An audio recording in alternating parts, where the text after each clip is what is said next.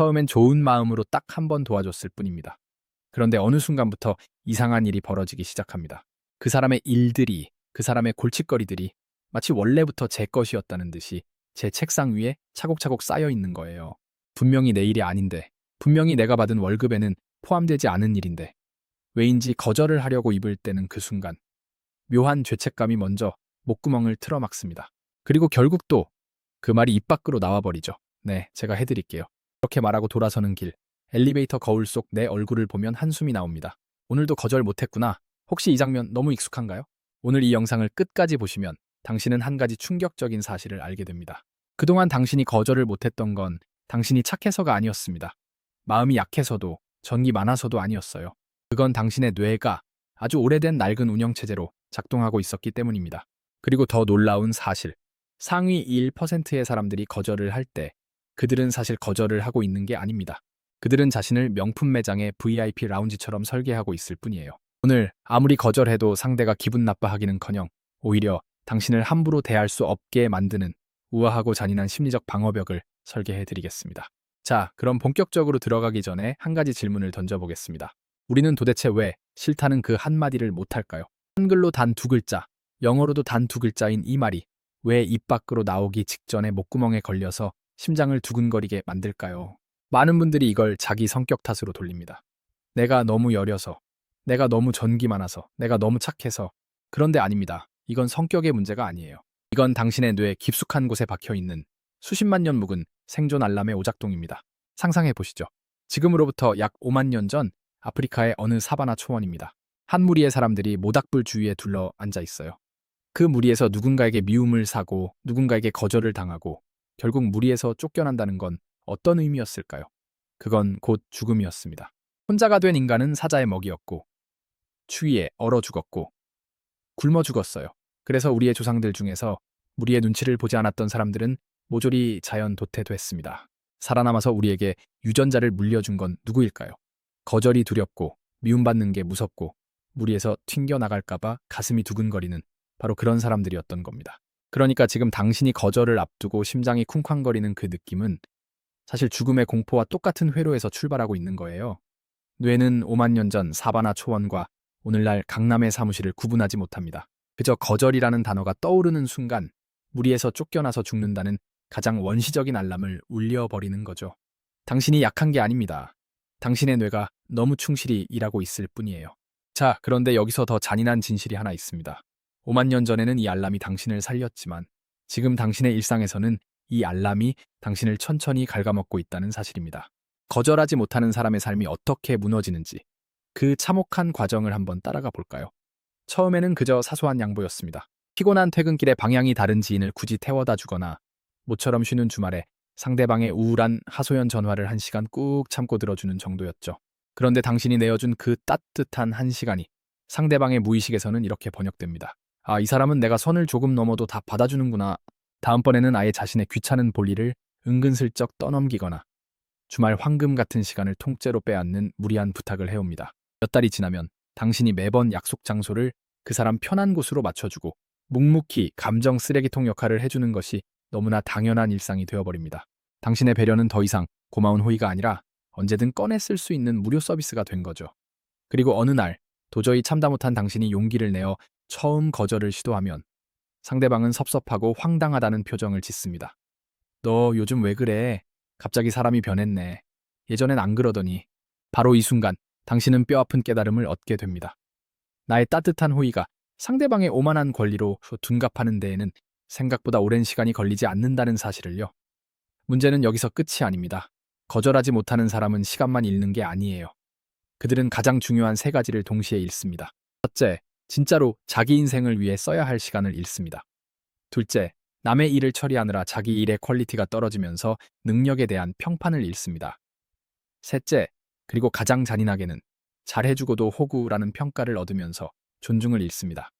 잘해주면 잘해줄수록 가벼워지는 이 기이한 역설. 이게 바로 거절하지 못하는 사람이 빠지는 늪의 정체입니다. 자, 그러면 이제 우리는 흔히 이런 처세술책들의 조언을 떠올립니다. 부드럽게 말해라. 쿠셔너를 듬뿍 써라. 구체적인 이유를 설명해라. 대안을 제시해라. 정말 그럴듯하게 들리죠.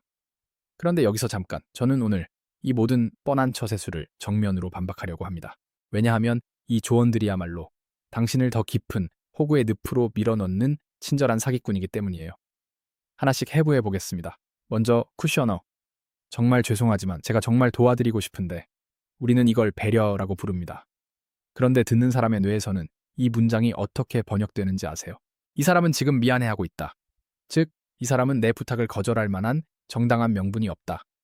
그저 자기가 능력이 부족하거나 자기가 이기적이라서 거절하는 거다. 한 번만 더 밀어붙이면 들어줄 거다. 쿠셔너는 배려가 아닙니다. 그건 당신 스스로 자신의 가치를 깎아내리는 가장 정중한 형태의 자해 행위예요. 죄송하다는 말은 잘못한 사람이 하는 말입니다. 그런데 당신은 잘못한 게 없어요. 당신은 그저 당신의 시간을 당신을 위해 쓰겠다고 말한 것뿐입니다. 두 번째, 구체적인 이유 대기. 이건 더 위험합니다. 당신이 주말에 가족 모임이 있어서요 라고 말하는 순간 거절은 거절이 아니라 토론의 시작이 되어버립니다. 그럼 가족 모임 끝나고 저녁에는 시간 되겠네. 그럼 다음 주말은 어때? 이유라는 건 상대방이 깨부술 수 있는 벽돌과 같아요. 벽돌이 많아질수록 상대방은 그 중에 약한 곳을 찾아 망치를 들이댑니다. 이유를 대는 순간 결정권은 당신에게서 상대방의 손으로 넘어가는 거예요. 세 번째, 대안 제시.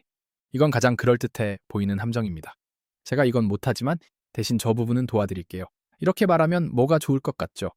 천만에요. 첫째, 당신은 결국 자기 시간을 빼앗기게 됩니다. 둘째, 그 어설픈 대안마저 완벽히 처리해주지 못하면 오히려 더 큰 원망을 듣습니다. 그리고 셋째, 가장 본질적인 문제. 도대체 왜 남의 인생의 숙제를 당신이 머리를 굴려서 풀어줘야 합니까? 그 문제는 그 사람의 책상 위에 있어야 할 문제입니다. 당신이 대안을 짜내는 순간 그 문제는 슬그머니 당신의 책상 위로 옮겨지게 돼요. 자, 그러면 도대체 어떻게 해야 한다는 걸까요?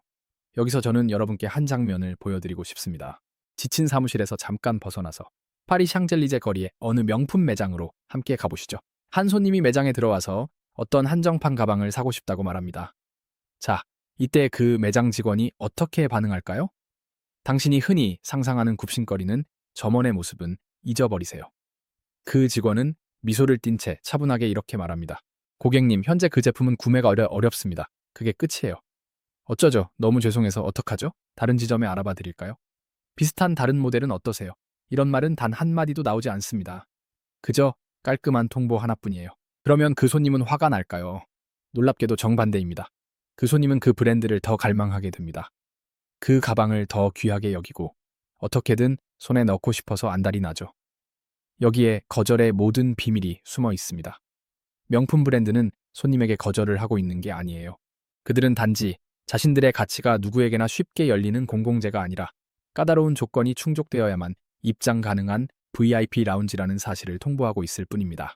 자, 그러면 여기서 당신 자신을 한번 돌아보세요. 당신의 시간과 에너지는 지금 어떻게 취급되고 있나요? 누구나 손만 뻗으면 가져갈 수 있는 편의점 진열대 위의 물건처럼 다뤄지고 있나요? 아니면 까다로운 승인이 필요한 VIP 라운지처럼 다뤄지고 있나요? 당신이 당신의 시간을 편의점 물건처럼 다루는 한 세상 누구도 당신의 시간을 명품처럼 대해주지 않습니다. 아주 잔인한 진실이지만 이게 인간관계의 작동 원리예요. 내가 나를 어떻게 가격표 매기느냐가 곧 타인이 나를 사는 가격이 됩니다. 자, 여기서 한 가지 더 짚고 넘어갈 게 있습니다. 우리는 종종 이렇게 자기 자신을 변호하곤 해요. 나는 거절을 못하는 게 아니라 상대방을 배려하는 거야.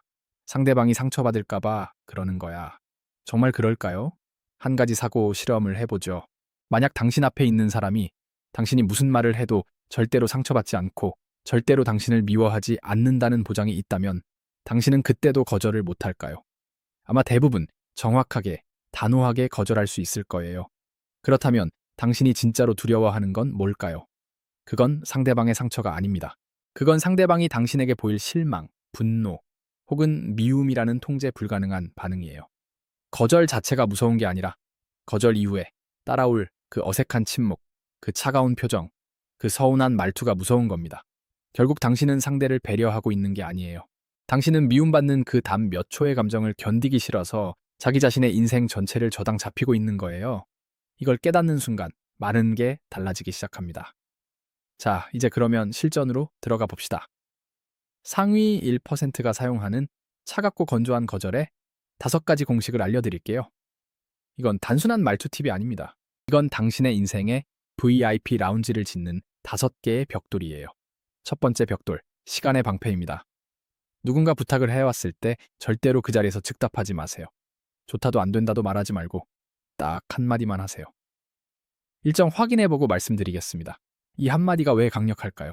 즉답을 하는 순간 당신은 그 사람과 같은 운동장에 서 있게 됩니다. 같은 운동장에서는 감정이 흘러요. 미안함이 흐르고 죄책감이 흐릅니다. 그런데 일정 확인이라는 말 한마디로 당신은 그 운동장 밖으로 슬쩍 빠져나옵니다. 그리고 그 사이에 감정이 식고 이성이 자리를 잡고 진짜 답이 무엇인지 결정할 여유가 생깁니다. 단 5초의 호흡, 모든 거절은 즉답을 멈추는 순간부터 시작됩니다. 두 번째 벽돌, 마침표의 권위입니다. 거절을 결정했다면 이유를 자르세요. 변명을 자르고 부연 설명을 자르고 오직 팩트 한 줄만 남기세요. 그 일정은 어렵습니다. 끝. 도와드릴 수 없습니다. 끝. 이번 건은 진행이 어렵습니다. 끝. 짧을수록 강합니다. 이유가 없을수록 상대방이 반박할 거리가 사라집니다. 사람들은 마침표가 찍힌 문장 앞에서 본능적으로 멈칫합니다. 왜냐하면 마침표는 곧 권위니까요. 변명하는 사람은 약자처럼 보이지만 통보하는 사람은 결정권자처럼 보입니다. 이 둘의 차이는 단지 문장 끝에 마침표 하나에서 갈립니다. 세 번째 벽돌, 책임의 반환입니다. 누군가 당신에게 자신의 문제를 떠넘기려 할 때 그 문제를 받지도 말고 대안을 짜내지도 마세요. 대신 그 문제를 그 사람의 손에 다시 돌려놓으세요. 그건 정말 골치 아픈 일이네요. 어떻게 해결하실 생각이세요? 단지 이 한마디면 충분합니다. 이 질문을 듣는 순간 그 사람의 뇌에서는 이상한 일이 벌어집니다. 당신에게 떠넘기려던 그 문제가 슬그머니 다시 자기 자신의 문제로 돌아오는 거예요. 우리는 흔히 도와주는 게 좋은 거라고 배웠지만 사실 어떤 도움은 그 사람이 스스로 성장할 기회를 빼앗는 도둑질입니다. 진짜 어른은 남의 인생의 짐을 대신 짊어지지 않습니다. 그저 그 사람이 자기 짐을 들 수 있도록 짐을 내려놓지 못하게 할 뿐이에요. 네 번째 벽돌, 감정의 탈각입니다. 거절할 때 죄송합니다라는 말을 빼세요. 대신 이렇게 바꾸세요. 현재 다른 일정에 집중하고 있어서 어렵습니다. 차이가 느껴지시나요? 죄송합니다는 감정의 언어입니다. 죄책감을 깔고 들어가는 말이에요. 그런데 다른 일정에 집중하고 있다는 말은 구조의 언어입니다. 이건 내 잘못이 아니라 그저 시스템의 상태일 뿐이라는 통보예요. 명품 매장 직원이 재고가 없다고 말할 때 미안해하지 않듯이 당신도 당신의 시간이 이미 다른 약속에 배정되어 있다는 사실을 미안해할 이유가 없습니다. 감정을 빼고 구조만 남기세요. 그러면 상대방은 당신의 거절을 설득해야 할 문제가 아닌 것으로 받아들이게 됩니다. 다섯 번째 벽돌, 고장난 레코드입니다. 어떤 사람들은 한 번의 거절로 물러나지 않습니다. 2번, 3번, 다양한 각도에서 같은 부탁을 반복해요. 이때 가장 중요한 건 절대로 답을 바꾸지 않는 겁니다. 새로운 이유를 추가하지도 말고 더 부드럽게 다듬지도 마세요. 그저 처음에 했던 그 한마디를 똑같이 반복하세요. 그 일정은 어렵습니다. 그 일정은 어렵습니다. 그 일정은 어렵습니다. 마치 고장난 레코드처럼요. 처음에는 어색하게 느껴질 수 있어요. 그런데 신기한 일이 벌어집니다. 같은 답이 3번 반복되는 순간 상대방은 본능적으로 깨닫게 돼요. 아, 이 사람에게는 통하지 않는구나. 이 사람의 시간은 흥정의 대상이 아니구나. 그리고 그 순간부터 그 사람은 당신을 다른 눈으로 보기 시작합니다. 단 한 번의 흔들림 없는 반복이 100마디의 변명보다 훨씬 강력합니다. 자, 여기까지 들으신 분들은 이미 절반은 변하신 거예요. 마지막으로 한 가지만 부탁드리고 싶습니다. 거절은 상대를 밀어내는 공격이 아니라는 사실을 꼭 기억해 주세요. 거절은 당신의 시간과 에너지가 아무에게나 열려있는 공공재가 아니라는 사실을 우아하게 알리는 통보입니다. 그리고 그 통보를 할 줄 아는 사람만이 비로소 좋은 사람이 아니라 존중받는 사람으로 다시 태어날 수 있어요. 그동안 당신이 거절을 못했던 건 당신이 부족해서가 아니었습니다. 단지 자신이 얼마나 귀한 존재인지를 스스로에게도 그리고 타인에게도 제대로 알려준 적이 없었기 때문이에요. 오늘부터 딱 한 번만 당신의 시간을 명품처럼 대해보세요. 그러면 세상도 당신을 명품처럼 대하기 시작할 겁니다. 오늘 영상이 여러분의 인생의 작은 전환점이 되었기를 진심으로 바랍니다. 끝까지 들어주셔서 감사합니다.